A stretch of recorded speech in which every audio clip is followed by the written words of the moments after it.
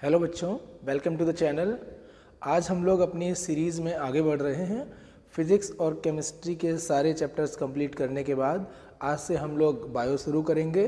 और जैसा कि आप लोग जान रहे हैं, या जो बच्चे नए हैं जो डायरेक्ट पहली बार इस वीडियो पर ही आए हैं, उनको बता दें कि ये एक सीरीज़ चल रही है जिसमें हम लोग प्रति एक वीडियो में एक एक चैप्टर को कंप्लीट कर रहे हैं। तो ये एक 1 शॉट वीडियोज़ की सीरीज़ है हाई स्कूल के बच्चों के लिए विज्ञान को लेकर। तो हम लोग विज्ञान के फिजिक्स पोर्शन के सारे चैप्टर कर चुके हैं, केमिस्ट्री के भी सारे चैप्टर्स कर चुके हैं, और अब बायोलॉजी के जो बचे हुए चैप्टर्स हैं उनको हम लोग एक एक करके करेंगे। तो बायोलॉजी का सबसे पहला चैप्टर है जो कि लाइफ प्रोसेसेस है, यानी कि जैव प्रक्रम। तो जो बच्चे डायरेक्ट इस वीडियो पर आए हैं वो प्लेलिस्ट में जाकर देख लें ऊपर बाकी के चैप्टर्स, और ध्यान से सभी बच्चे प्रत्येक वीडियो को देखेंगे ताकि सारी बातें जो चैप्टर में हैं वो समझ में आ जाएं। और उसके बाद प्रीवियस ईयर क्वेश्चंस और एनसीईआरटी क्वेश्चंस की आप लोग प्रैक्टिस करेंगे। कोई डाउट रहता है तो आप नीचे कमेंट बॉक्स में लिख कर अपना डाउट पूछ ही सकते हैं। एंड आई होप सभी को सब कुछ अच्छे से समझ में आ रहा होगा।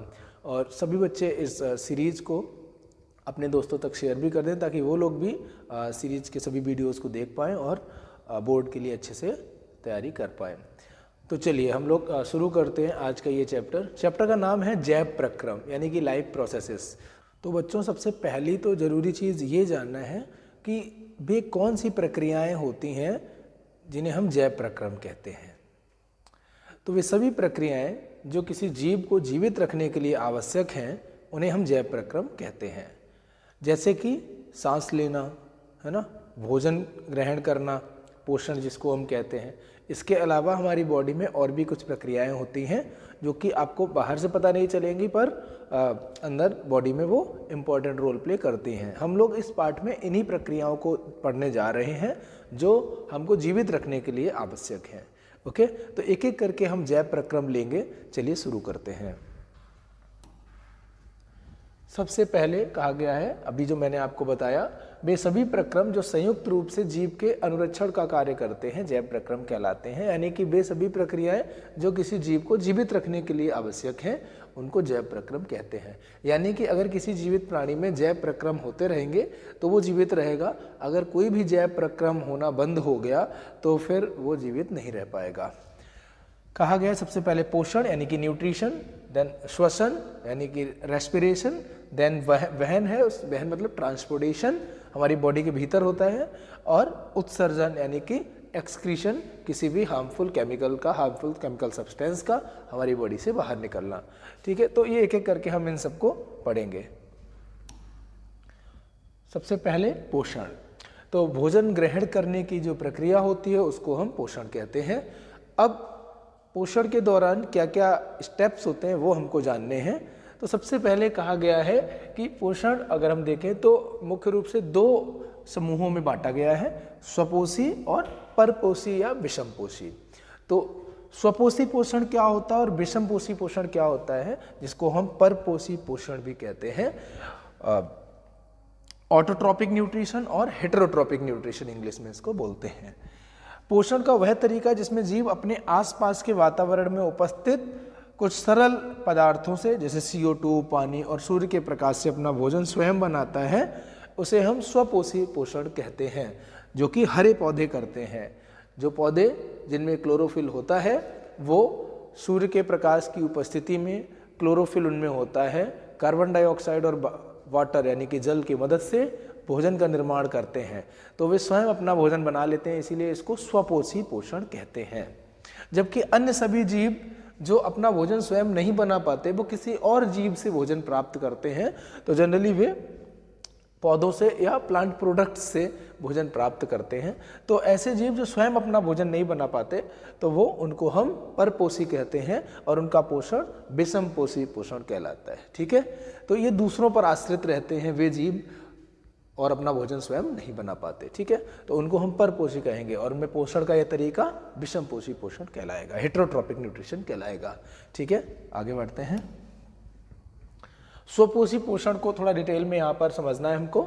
स्वपोषी पोषण हरे पौधों में तथा कुछ जीवाणुओं में जो प्रकाश संश्लेषण कर सकते हैं उनमें होता है। प्रकाश संश्लेषण यानी कि प्रकाश की उपस्थिति में भोजन को सिंथेसाइज करना, इंग्लिश में इसको फोटोसिंथेसिस कहते हैं। ओके, तो प्रकाश की उपस्थिति में भोजन को बनाने की प्रक्रिया हरे पौधों में होती है और वो अपना भोजन स्वयं बनाते हैं। तो ये स्वपोषी पोषण यहाँ पर समझाया गया है। यह वह प्रक्रम है जिसमें स्वपोषी बाहर से लिए पदार्थों को ऊर्जा संचित रूप में परिवर्तित कर देता है। क्या करते, देखिए हरे पौधे क्या करते हैं, वायुमंडल में जो कार्बन डाइऑक्साइड है उसको लेते हैं। वायुमंडल में जो कार्बन डाइऑक्साइड गैस है वो कैसे पौधे लेते हैं, स्टोमेटा यानी कि पर्णरंध्र, पत्तियों में नीचे छोटे छोटे छिद्र होते हैं, उन छिद्र के थ्रू वो गैस को ले लेते हैं। अभी हम लोग स्टोमेटा एक बार देखेंगे भी फोटो में। और जड़ों के थ्रू जमीन से पानी अवशोषित कर लेते हैं। क्लोरोफिल हरी पत्तियों में होता ही है, पत्तियों का रंग हरा क्लोरोफिल के कारण होता है। और सूर्य का प्रकाश पड़ता है जब पत्तियों पर तो वे ग्लूकोज बनाते हैं और ऑक्सीजन गैस निकलती है और वाटर भी साथ में निकलता है। कहीं कहीं पर आप देखेंगे किताबों में यहाँ पर वाटर नहीं लिखा होगा तो ये 6 वाटर को कैंसिल कर देगा तो 6 ही लिखा रहता है। ये ज़्यादा सही है, काम उससे भी चल जाएगा। ठीक है, मेन चीज़ यहाँ क्या है, ग्लूकोज। तो ये जो है प्रोडक्ट बना है, भोजन बना है जो कि पौधे यूटिलाइज करते हैं। पौधे में जो भी प्रक्रियाएं होती हैं उसमें जो एनर्जी चाहिए वो इसी से मिला करती है। ठीक है, आप लोगों को कैसे एनर्जी मिलती है वो भी हम लोग मनुष्य में जब पोषण पढ़ेंगे तब उसमें हम देखेंगे। इसके अलावा पौधों में जो भोजन बनता है वो जब एक्स्ट्रा बन जाता है तो पौधे उसको स्टोर करके रख लेते हैं स्टार्च के रूप में। पौधे एक्स्ट्रा भोजन को स्टार्च के रूप में स्टोर करके रखते हैं। ओके, तो ये फोटोसिंथेसिस की प्रक्रिया है, प्रकाश संश्लेषण की जो रिएक्शन है, अभिक्रिया है, वो ये लिखनी होगी आपको। ठीक है, तो यहाँ पर क्या क्या चीज़ जरूरी हुई, कार्बन डाइऑक्साइड, जल, क्लोरोफिल और सूर्य का प्रकाश। ये सारी चीज़ें जब होंगी तभी जो है फोटोसिंथेसिस होगी, प्रकाश संश्लेषण होगा और इस तरीके से कार्बोहाइड्रेट का एक आसान स्वरूप ग्लूकोज बन जाएगा और इसी ग्लूकोज से फिर पौधे एनर्जी प्राप्त करेंगे, ऊर्जा प्राप्त करेंगे और उस ऊर्जा से वो कार्य कर पाएंगे। जैसे कि आप में ऊर्जा रहती है तो आप खेल पाते हो, लिख पाते हो, पढ़ पाते हो, डांस कर पाते हो। ऊर्जा खत्म हो जाती है तो आप थक जाते हो, फिर वापस जाके खाना खाने के लिए आप घर जाते हो। तो पौधों में ये जो सब्सटेंस बना है ये ऊर्जा देता है, ग्लूकोज है ये। ठीक है, अब यहाँ पर प्रकाश संश्लेषण के लिए क्या क्या चीज़ जरूरी थी, अभी आपने पीछे देखा, सूर्य का प्रकाश, क्लोरोफिल, कार्बन डाइऑक्साइड और जल। ठीक है, कौन सी चीज़ कहाँ से मिलती है मैंने आपको पीछे बता दिया, वही यहाँ लिखा हुआ है, आप पढ़ भी सकते हैं स्लाइड में। और जैसा कि मैं पीछे बताता रहा हूँ, जो लोग पीछे के वीडियोस देखते हैं, देख चुके हैं, वो लोग जान रहे होंगे।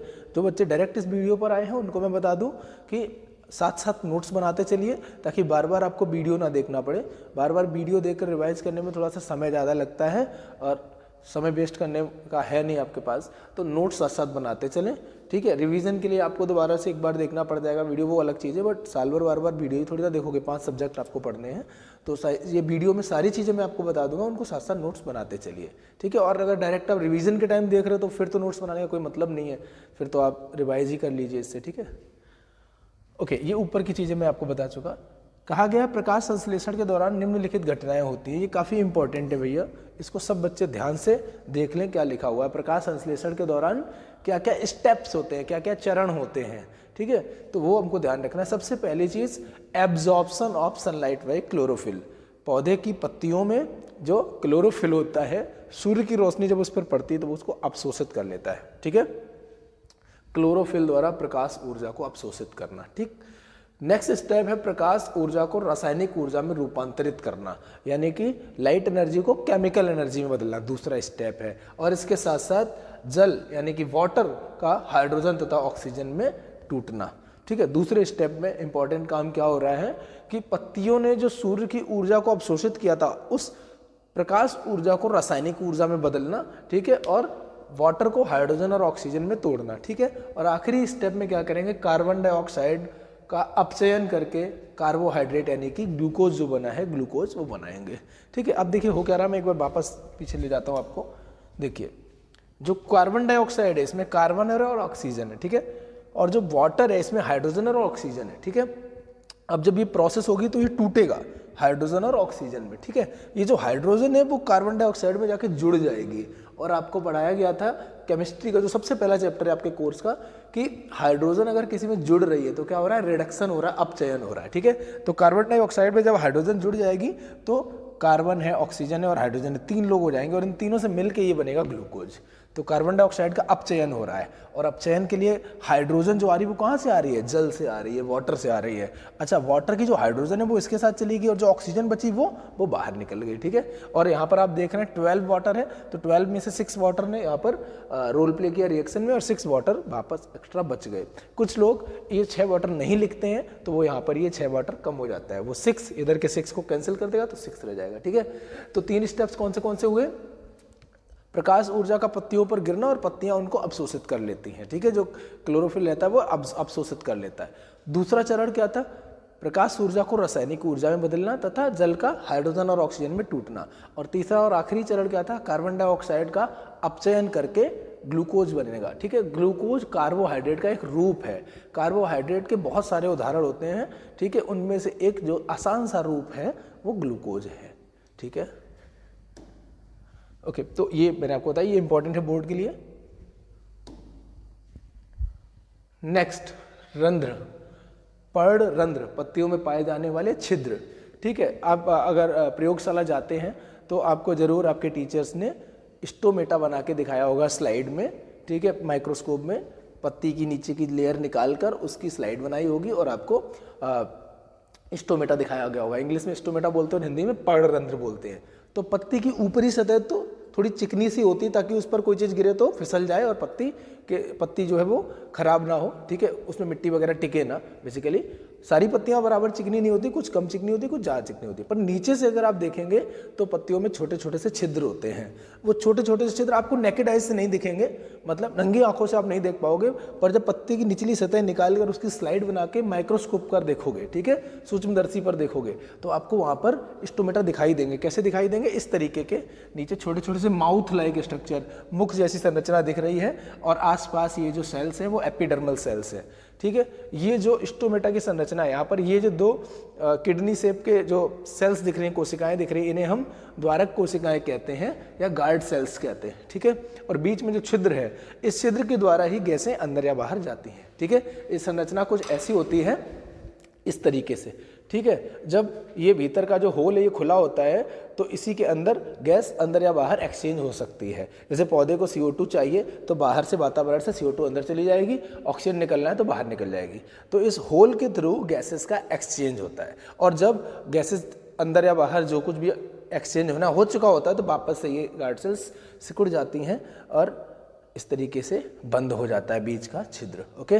तो ये एक्सचेंज ऑफ गैसेस इस तरीके से होती हैं। तो यहाँ पर गैसेस अंदर या बाहर आएंगी जाएंगी कहाँ से, इस वाले रीजन से, ठीक है। इसको हम क्या कहते हैं, रंध्र छिद्र, ठीक है। स्टोमा इंग्लिश में कहते हैं स्टोमा या स्टोमेटल पोर, ठीक है। और आपको भी हिंदी में पढ़ रहे हैं तो आपको हिंदी वाला ही लिखना पड़ेगा।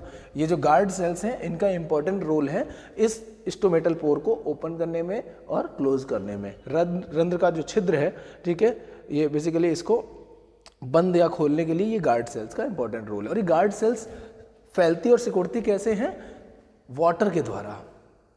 ये जो द्वार कोशिकाएं हैं इनमें जब वाटर भर जाता है तो ये कुछ इस तरीके से हो जाती हैं, ठीक है। और जब वाटर निकल जाता है तो ये सिकुड़ जाती है, ऐसे रिलैक्सड हो जाती हैं, ठीक है। और फिर भीतर से गैसेस अंदर या बाहर नहीं जा पाती, ठीक है। तो स्टोमेटा का इंपॉर्टेंट रोल है किस किस चीज़ के लिए, सबसे पहला मैंने बताया एक्सचेंज ऑफ गैसेस के लिए। गैसेस का जो एक्सचेंज है वो स्टोमेटा के थ्रू होता है। तो एक्सचेंज ऑफ गैसेस, जो गैसेस का आदान प्रदान है पत्ती के भीतर और पत्ती से बाहर, वो स्टोमेटा यानी कि पर्णरंध्र के थ्रू होता है। और दूसरा काम क्या करते हैं, जो प्लांट की बॉडी में वाटर है, जड़ों से पानी गया ऊपर की तरफ, ठीक है, और पानी अपने साथ मिनरल्स वगैरह खनिज वगैरह भी लेके जाता है सारे। जब नया वाटर की रिक्वायरमेंट होती है कि अब नया पानी ज़मीन से आए, नए मिनरल्स को खनिज लवण को लेकर आए, तो ऊपर का पानी फिर कहाँ जाएगा, ऊपर कोई टंकी तो रखी नहीं है, तो वो पानी जो है स्टोमेटा के थ्रू, पर्णरंध्र के थ्रू बाहर निकल जाता है, उड़ जाता है, बाष्प के रूप में उड़ता है। ऐसे फव्वारे की तरह नहीं पानी ऐसे उड़ता दिखाई दे आपको निकलता हुआ ना। तो पत्तियों से उनके जो पर्णरंध्र हैं उनके थ्रू बाष्प बनकर पानी उड़ जाता है और इसको हम बाष्पोत्सर्जन कहते हैं, ठीक है। तो स्टोमेटा 2 इंपॉर्टेंट काम कर रहा है। तो वाटर को ये बैलेंस करेगा, ऊपर से वाटर उड़ जाएगा, नीचे से नया वाटर आ जाएगा, ठीक है। और गर्मी के समय में जब बहुत गर्मी पड़ती है तो पानी जो है भाप बन के उड़ जाता है, बाष्प बन के उड़ जाता है। तो इससे क्या होता है, पत्तियों को फिर ठंडक मिलती है, तो पौधे का तापमान भी मेंटेन रहता है और नया पानी नीचे से अवशोषित हो जाता है जड़ों के थ्रू ऊपर, ठीक है। पत्ती की सतह पर सूक्ष्म छिद्र होते हैं, उन्हें स्टोमेटा कहते हैं। इसके दो प्रमुख कार्य क्या है? प्रकाश संश्लेषण के लिए गैसों का अधिकांश आदान प्रदान इन्हीं छिद्रों के द्वारा होता है, अभी मैंने बताया आपको। और दूसरा, बाष्पोत्सर्जन प्रक्रिया में जल जो है बाष्प के रूप में इसी रंध्र के द्वारा बाहर निकलता है। ओके, तो ये स्टोमेटा की फोटो है। आप स्लाइड आपने अगर लैब में देखी हो, नहीं देखी हो तो एनसीईआरटी में भी फोटो देख सकते हैं। ये ब्लैक एंड व्हाइट फोटो है। आगे बढ़ते हैं। तो पौधों में पोषण कैसे होता है वो हम लोगों ने डिस्कस किया। अब आगे बढ़ते हैं। तो स्वपोषी पोषण कैसे होता है वो आपने देखा। और स्वपोषी पोषण में कार्बन डाइऑक्साइड जरूरी थी, क्लोरोफिल जरूरी था, सूर्य का प्रकाश भी जरूरी था, पानी तो मिल ही जाता है जड़ों से, ठीक है। तो इनमें से कोई भी चीज़ अगर नहीं रहेगी तो फिर प्रॉब्लम होगी, तो नहीं हो पाएगी वो, ठीक है। अब आगे बढ़ते हैं हम लोग विषम पोषी पोषण, हेट्रोट्रोपिक न्यूट्रिशन। तो कुछ जीव जो अपना भोजन स्वयं नहीं बना पाते, वो दूसरों पर आश्रित रहते हैं भोजन के लिए, तो ऐसे जीव परपोषी कहलाते हैं या हेट्रोट्रॉप्स कहलाते हैं। और वो जो पोषण करते हैं उन्हें हम हेट्रोट्रोपिक न्यूट्रिशन कहते हैं या विषम पोषी पोषण कहते हैं। तो विषम पोषी पोषण कितने प्रकार का होता है? होलोजोइक, सेप्रोफाइटिक और parasitic nutrition. Holozoic nutrition, saprophytic nutrition, parasitic nutrition. अब होलोजोइक मतलब प्राणी संपोषण, और सेप्रोफाइटिक मृतजीवी, और पैरासाइटिक परजीवी पोषण, ठीक है। एक एक करके हम लोग देखते हैं। होलोजोइक न्यूट्रिशन हम किसे कहते हैं? इसमें जीव संपूर्ण भोज्य पदार्थ का अंतर्ग्रहण करते हैं तथा उनका पाचन शरीर के अंदर होता है, जैसे कि अमीबा में और मानव में। आप कैसे खाते हैं? आपको जो भी खाने की चीज़ दी जाती है आप खा लेते हैं, आपकी बॉडी के भीतर वो फिर सिंपल फॉर्म में कन्वर्ट होती है, उसका डाइजेशन होता है, ठीक है, उसका पाचन होता है, तो आपकी बॉडी के भीतर पच रहा है। तो आप किस श्रेणी में आ जाएंगे? इसी श्रेणी में आ जाएंगे, होलोजोइक न्यूट्रिशन, जिसको कि प्राणी संपोषण कहते हैं, ठीक है। सेप्रोफाइटिक न्यूट्रिशन कौन करते हैं? मृतजीवी पोषण कौन करते हैं? मृतजीवी अपना पोषण मृत जीवों के शरीर व सड़े गले कार्बनिक पदार्थों से प्राप्त करते हैं। जो मृतजीवी होते हैं, ठीक है, वो सड़ी गली चीज़ों से न्यूट्रिशन प्राप्त करते हैं, जैसे कि मशरूम हो गया इसमें, है ना, और फफूंदी और कवक, ये सब आ गए, ठीक है। जैसे कि ब्रेड बहुत दिनों तक अगर रखी रहती है तो उसमें फफूंद लगने लग जाती है, तो फफूंद ग्रो करने लग जाती है बेसिकली, ठीक है। तो वो उससे न्यूट्रिशन इस तरीके से सड़ी गली चीज़ों से प्राप्त करती है। यहाँ पर एक अंतर मैं आपको बता दूँ, यहाँ पर जो हम खा रहे होते हैं उसको अपनी बॉडी के भीतर ले जाने के बाद डाइजेस्ट करते हैं। यहाँ पर बाहर ही सिंप्लीफिकेशन हो जाता है, सरल रूप में बदल देते हैं और उसके बाद अवशोषित कर लेते हैं, ठीक है। पैरासाइटिक न्यूट्रिशन कौन सा होता है? कोई जीव अगर किसी दूसरे जीव के ऊपर रहकर या किसी दूसरे जीव के अंदर रहकर न्यूट्रिशन प्राप्त करता है, पोषण प्राप्त करता है, तो वो इस श्रेणी में आ जाएगा। जैसे आपके पेट में कुछ कीड़े हो जाएं, ठीक है, वॉर्म्स हो जाए, फीताकृमि हो जाए, तो वो आंतों से चिपक जाते हैं, ठीक है, तो वो आंतों से अपने सकर्स चुभोकर, ठीक है, न्यूट्रिशन सोखते रहते हैं। इसी प्रकार अगर किसी के सिर में जुएं हैं तो वो जुएं क्या है, आपके सिर के ऊपर है और वो सकर्स के द्वारा आपकी बॉडी से न्यूट्रिशन अब लेते रहते हैं, ठीक है। तो वो परजीवी हो गए, पैरासाइटिक न्यूट्रिशन हो रहा है उनमें। ओके, एग्जाम्पल्स आप देख सकते हैं।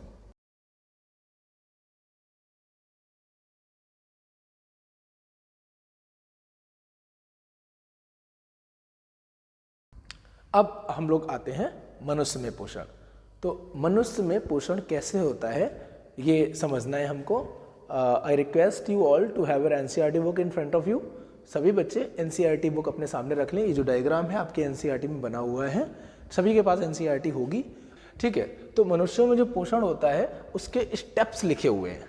सबसे पहले हम लोग क्या करते हैं, भोजन कंज्यूम करते हैं, ठीक है, इसको बोलते हैं इंजेशन, भोजन को ग्रहण करना, इंजेशन, ठीक है। उसके बाद भोजन का डाइजेशन होता है, ठीक है। तो भोजन को ग्रहण करना इज अंतर्ग्रहण, ठीक है। उसके बाद वो जो भोजन हमने खाया है वो हमारी बॉडी में डाइजेस्ट होगा। डाइजेस्ट होगा मतलब सरल रूप में बदलेगा ताकि हमारी बॉडी उसको यूज कर पाए।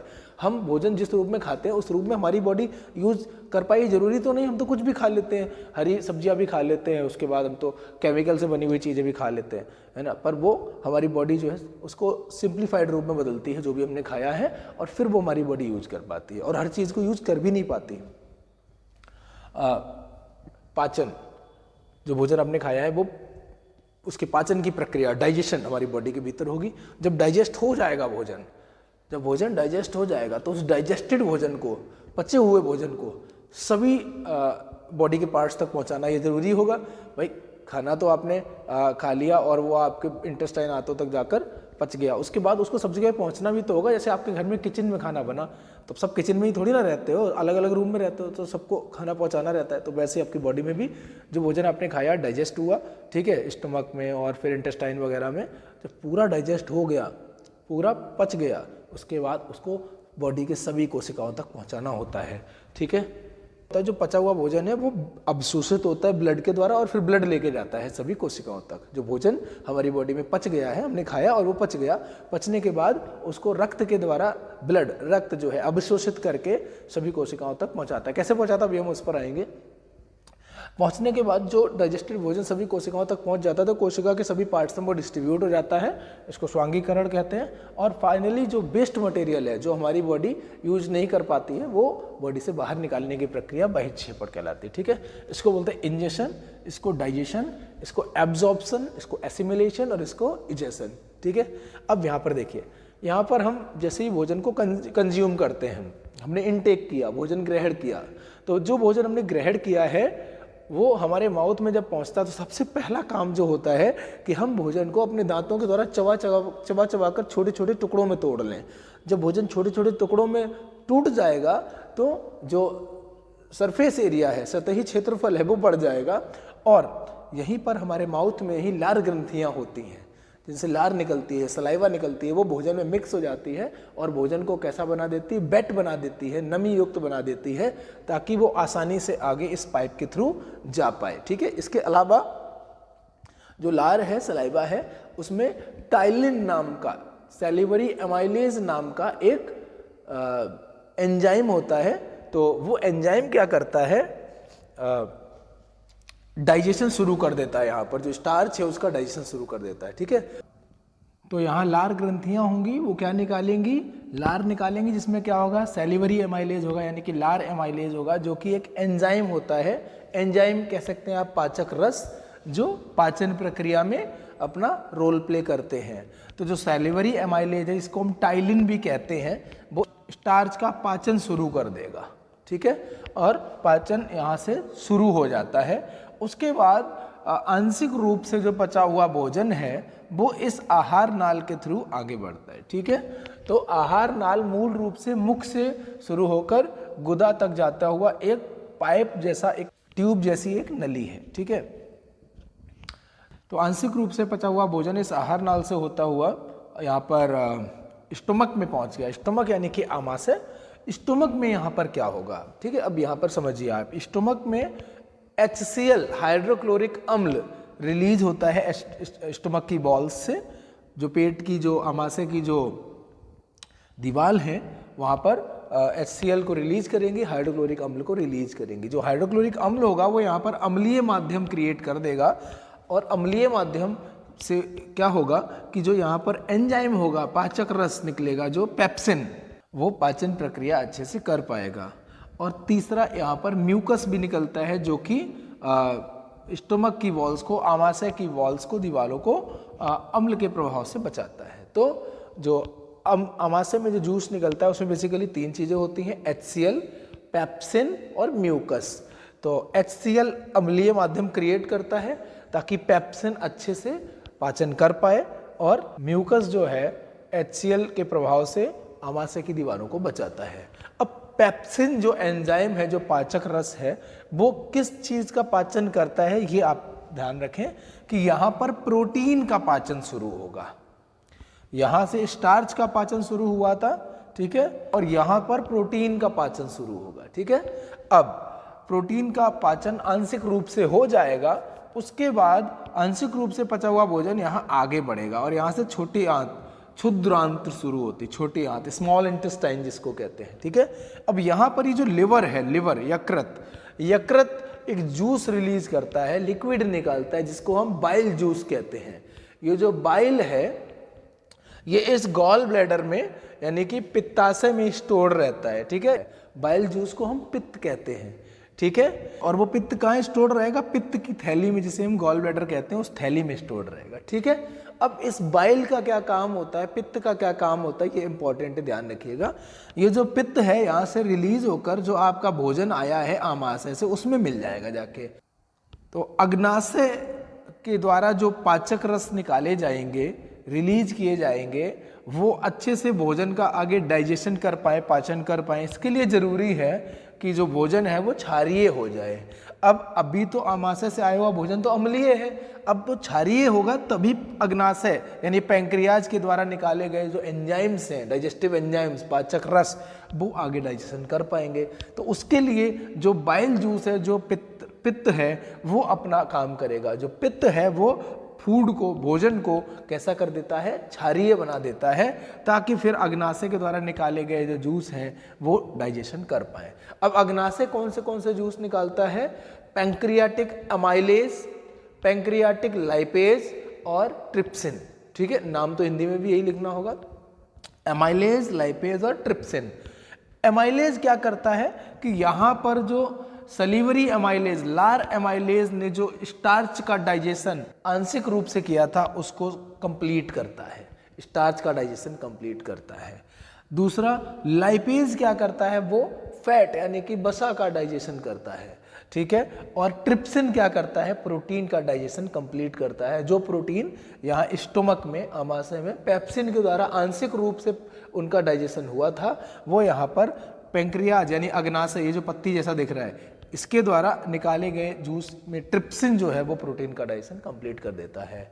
वसा के डाइजेशन पर हम थोड़ा सा अगर डिस्कस करें तो जो बाइल है वो यहाँ पर एक इम्पॉर्टेंट काम और करता है। एक तो बाइल का काम क्या है, पित्त का काम क्या है, जो पित्त रस है उसका काम क्या है कि क्षारीय बनाएगा आपके भोजन को, ताकि जो पैंक्रियाज यानी अग्नाशय के द्वारा निकाले गए एंजाइम्स हैं वो डाइजेशन कर पाए।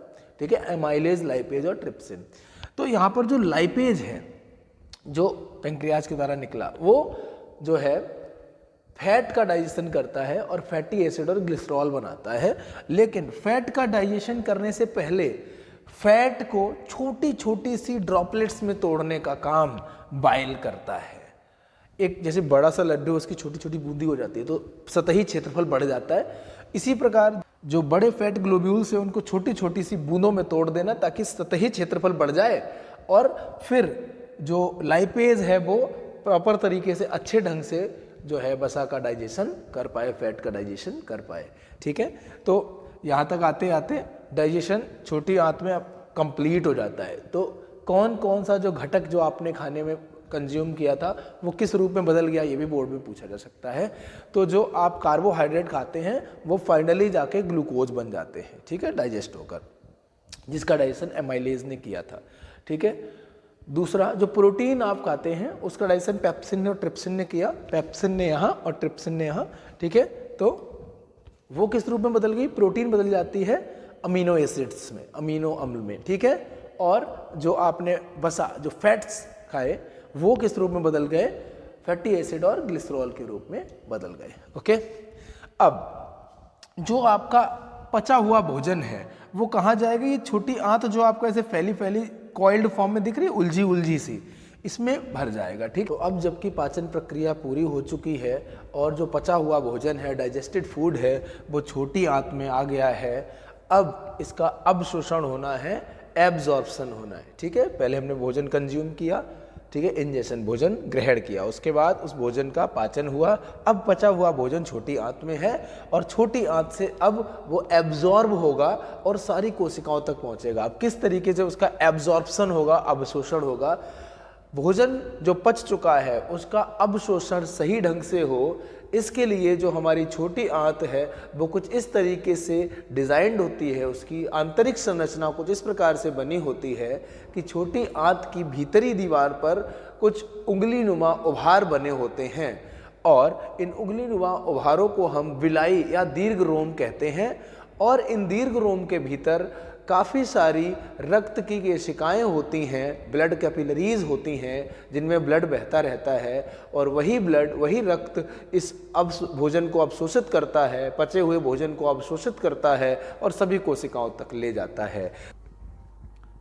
छोटी आंत की संरचना अगर हम बनाएं, थोड़ा सा जूम करके आपको दिखा रहे हैं, तो इसकी भीतर की संरचना कुछ इस तरह से होगी, जिसमें काफ़ी ऐसे उभार बने होंगे, और इन उभारों को हम विलाई कहते हैं इंग्लिश में, हिंदी में दीर्घ रोम कहते हैं।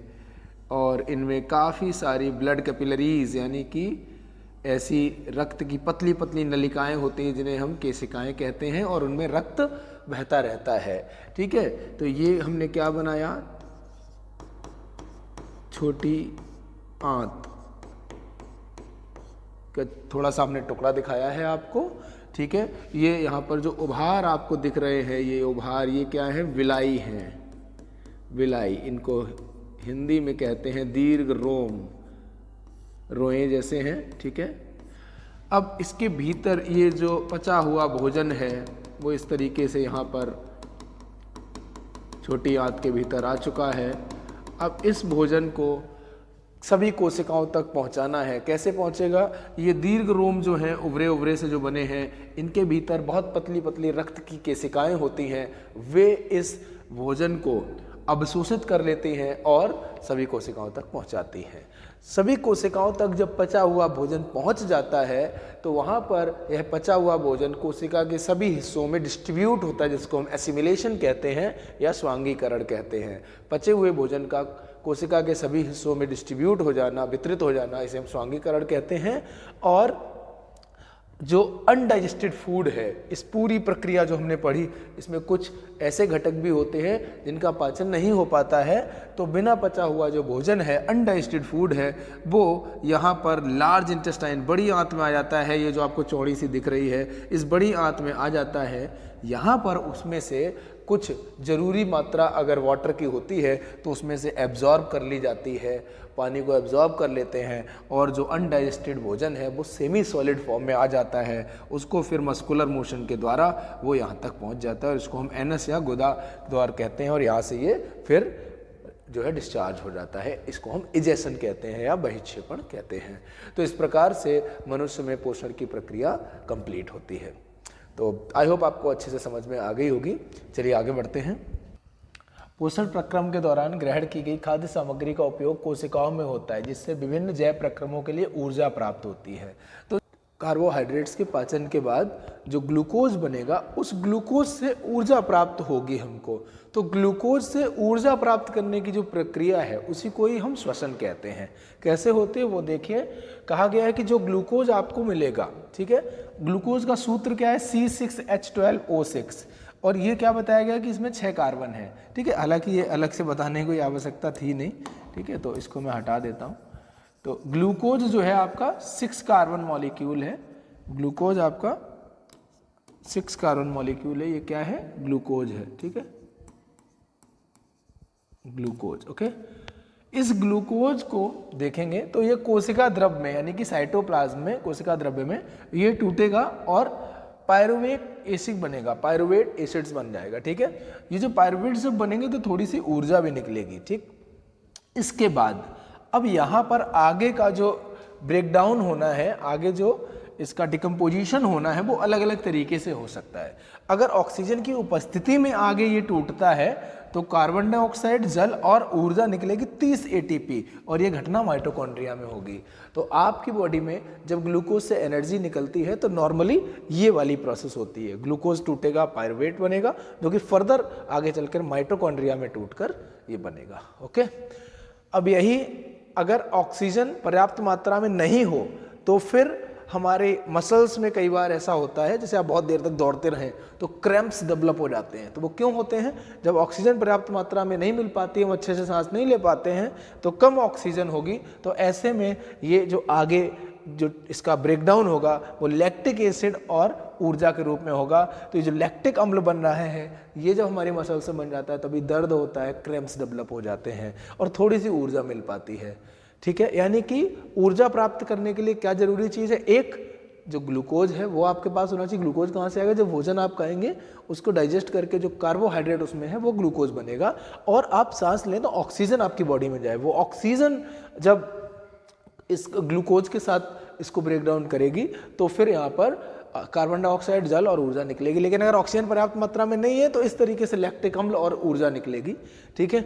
और अगर ऑक्सीजन बिल्कुल ही नहीं है, जैसे कि ईस्ट में ऐसा होता है, तो वो इस ग्लूकोज को फाइनली ब्रेक डाउन करके इथेनॉल और कार्बन डाइऑक्साइड बनाती है और बहुत थोड़ी सी ऊर्जा निकलती है, ठीक है। तो ये किण्वन यानी कि फर्मेंटेशन प्रोसेस होती है ईस्ट के द्वारा, तो उसमें ऐसा होता है। तो ये श्वसन प्रक्रिया बेसिकली क्या है कि जो डाइजेस्टेड भोजन है, जो पचा हुआ भोजन है, खासतौर पर ग्लूकोज, तो ग्लूकोज का ऑक्सीकरण करके ऊर्जा उत्पन्न करना श्वसन कहलाता है। ग्लूकोज का ऑक्सीकरण करके या कहें कि ग्लूकोज का उपचयन करके ऑक्सीजन से मिलकर, ठीक है, तो ग्लूकोज जब ऑक्सीजन से मिलना उपचयन हो जाएगा तो वो टूटेगा और कार्बन डाइऑक्साइड, तो बेसिकली उपचयन बोलने की बजाय हम इसको बोलेंगे कि ग्लूकोज ऑक्सीजन से क्रिया करके कार्बन डाइऑक्साइड, जल और ऊर्जा उत्पन्न करता है और इसको हम रेस्पिरेशन या श्वसन कहते हैं, ठीक है। और ये हमारे सेल्स के भीतर होता है, हमारी कोशिकाओं के भीतर होता है। ओके, तो यहाँ पर वही बताया गया है कि श्वसन अगर वायु की उपस्थिति में होता है तो उसे वायवीय श्वसन कहते हैं, एरोबिक रेस्पिरेशन, और अगर वायु की अनुपस्थिति में होता है तो अवायवीय श्वसन या एनारोबिक रेस्पिरेशन, ठीक है। तो जैसे ये हमारी माइटोकॉन्ड्रिया में होता है और ये ईस्ट में होता है फर्मेंटेशन, जो किण्वन प्रक्रिया है उसमें। तो वायवीय श्वसन में क्या होता है, ऑक्सीजन की उपस्थिति में होता है। दूसरा, ग्लूकोज का पूर्ण उपचयन होता है, कार्बन डाइऑक्साइड, पानी और ऊर्जा निकलती है, और यह कोशिका द्रव्य व माइटोकॉन्ड्रिया में होता है और अधिक ऊर्जा उत्पन्न होती है, ठीक है। अब वायवीय श्वसन ऑक्सीजन की अनुपस्थिति में होता है, ग्लूकोज का पूरी तरीके से उपचयन नहीं हो पाता, इसलिए इसमें इथेनॉल या फिर लैक्टिक एसिड, दोनों अलग अलग इधर प्रोसेस थी वो हमने बताया, और कार्बन डाइऑक्साइड के साथ थोड़ी मात्रा में ऊर्जा निकलती है। और ये ईस्ट में इसको आपने देखा, पीछे हम वापस से दिखा देते हैं, तो ये आपका माइटोकॉन्ड्रिया वाला जो वायवीय श्वसन है और ये अवायवीय श्वसन है, ठीक है। और ये अगर ऑक्सीजन पर्याप्त मात्रा में नहीं है तब होगा, ठीक है। चलिए आगे बढ़ते हैं। ये आपका मानव का श्वसन तंत्र है। यहाँ पर देखिए ध्यान से, नाक के थ्रू आप सांस लेते हैं, तो जब वायु हमारे नथनों से अंदर प्रवेश करती है तो शुरू में ही हेयर्स होते हैं, छोटे छोटे से रोएं जैसे, बाल जैसे होते हैं, जो कि वायु को छान देते हैं ताकि धूल मिट्टी के कण आगे ना जा पाए और धूल मिट्टी स्टार्टिंग में ही चिपक जाए, क्योंकि अगर अंदर जाएगी तो फेफड़ों में एकत्रित होगी और प्रॉब्लम होगी, हमको रेस्पिरेटरी प्रॉब्लम्स हो सकती हैं, ठीक है। तो श्वसन संबंधी प्रॉब्लम्स हो सकती हैं। तो छन कर वायु आगे जाती है, आगे जाकर यहाँ पर विंड पाइप यानी कि जो श्वास नली है, ठीक है, उस वहाँ पर ये देखिए कार्टिलेज यहाँ पर उपस्थित है, ठीक है। कार्टिलेज की रिंग्स हैं जो कि उसको थोड़ा मैकेनिकल स्ट्रेंथ प्रोवाइड करती हैं और सुरक्षित रखती हैं। यहाँ रास्ते में यहाँ पर वॉइस बॉक्स है, ठीक है, जिसे कि हम कंठ कहते हैं, और यहाँ पर जब वायु यहाँ से प्रवेश करती है तो साउंड भी इसी के द्वारा यहाँ पर प्रोड्यूस होती है, वॉइस बॉक्स भी इसको कहते हैं। यहाँ देखिए जो विंड पाइप है आपकी श्वास नली, ये आगे, इसको ट्रैकिया भी कहते हैं, विंड पाइप या ट्रैकिया कहते हैं श्वास नली। ये आगे दो ब्रांचेस में बट गई है, एक ब्रांच इधर गई है श्वसनी और एक दूसरी ब्रांच इधर गई है, शाखा, जैसे पेड़ की शाखाएं होती है ऐसे बट गई। ये एक फेफड़ा है, ये दूसरा फेफड़ा है, ठीक है। दोनों फेफड़ों में एक एक ब्रांच गई जो कि आगे जाके और शाखाओं में बट गई, ठीक है। ब्रांच में शाखा। तो ये जो श्वास नली है ये दो श्वसनी में बटी, जो कि और फर्दर श्वसनिका यानी कि बहुत पतली पतली जो ब्रांचेस हैं उनमें बट गई, इधर भी। यहाँ पर आपको दिखाई गई है, इधर अंदर है, दिखाई नहीं गई है, ठीक है। ओके, और सभी श्वसनिकाओं के अंत में, ठीक है, सभी शाखाओं के अंत में छोटे छोटे से बलून, गुब्बारे जैसे होंगे, ठीक है, जैसे अंगूर का गुच्छा होता है या गुब्बारों का गुच्छा होता है, उस तरीके से सभी ब्रांचेस के अंत में बने होंगे। जैसे कि यहाँ पर ये अलग से फोटो दिखाई गई है, यहाँ से जूम करके देख पा रहे होंगे आप, बलून जैसी संरचनाएं या अंगूर के गुच्छे जैसी संरचनाएं यहाँ पर है, ठीक है। इनको हम इंग्लिश में एल्वियोलाई और हिंदी में कूपिकाएं कहते हैं। ये कूपिकाएं जो होती हैं, इनके भीतर वायु भर जाती है जाके, जो हमने सांस ली, इनहेलेशन किया, वायु हमारे अंदर गई और इस श्वास नली से, इसको हम ट्रैकिया कहते हैं, वहाँ से डिवाइड हुई इन शाखाओं में, श्वसनी में, और फिर और फर्दर शाखाओं में डिवाइड होकर अंत में इन कूपिकाओं में भर गई। इन कूपिकाओं को यहाँ जूम करके बड़ा करके आपको दिखाया गया, देखिए ये गुच्छे दिख रहे हैं आपको, जैसे अंगूर के गुच्छे होते हैं उस तरीके से। इन कूपिकाओं के भीतर वो हवा आके भर जाती है। अब इन कूपिकाओं की खास बात क्या होती है, इनकी सतह पर बहुत पतली पतली रक्त की केशिकाएं मौजूद होती हैं, प्रेजेंट होती हैं। जैसे मान लीजिए ये कूपिका है तो इसके ऊपर काफ़ी सारी पतली पतली जो है ऐसी केशिकाएं होंगी जिनमें रक्त बह रहा होगा, जिन्हें ब्लड कैपिलरीज हम कहते हैं। अब ये जो ब्लड इनमें बह रहा है, ये क्या करता है, कूपिका के भीतर जो वायु भरी है, जो कि हमने सांस ली और वायु भर गई आके कूपिका के भीतर, वो उस वायु में से ऑक्सीजन जो है ब्लड में चली जाती है। तो ब्लड क्या करता है, कूपिका के भीतर भरी हवा में से ऑक्सीजन को एक्सट्रैक्ट कर लेता है, ठीक है, और फिर वो ब्लड वो रक्त सभी कोशिकाओं के पास ऑक्सीजन को पहुंचा देता है, ठीक है। और कोशिकाओं में से जो CO2 निकली है श्वसन प्रक्रिया के दौरान, उस CO2 को कलेक्ट करके लाता है, इकट्ठा करके लाता है रक्त, और इन कूपिकाओं के भीतर ही छोड़ देता है। और जब हम सांस छोड़ते हैं तो कूपिकाओं के भीतर जो CO2 या वेस्ट गैसेस आई हैं वो ऐसे बाहर निकल जाती हैं, ठीक है, जिस रास्ते से वायु आती है उसी रास्ते से वायु निकल जाती है। ठीक है, जब हम सांस लेते हैं तो वायु हमारी चेस्ट कैविटी में जो है भरती है और हमारी चेस्ट जो है, जो छाती है वो फूल जाती है, और ये जो डायाफ्राम है जो आपको ब्राउन कलर का दिख रहा होगा वो नीचे की तरफ चला जाता है। जब हम सांस छोड़ते हैं तो हमारी चेस्ट दबती है, वायु बाहर निकल जाती है, और ऐसे में जो डायाफ्राम है वो ऊपर की तरफ बढ़ता है। ठीक है, तो ये जब हम सांस लेते हैं तब क्या बदलाव होते हैं और जब सांस छोड़ते हैं तब क्या बदलाव होते हैं।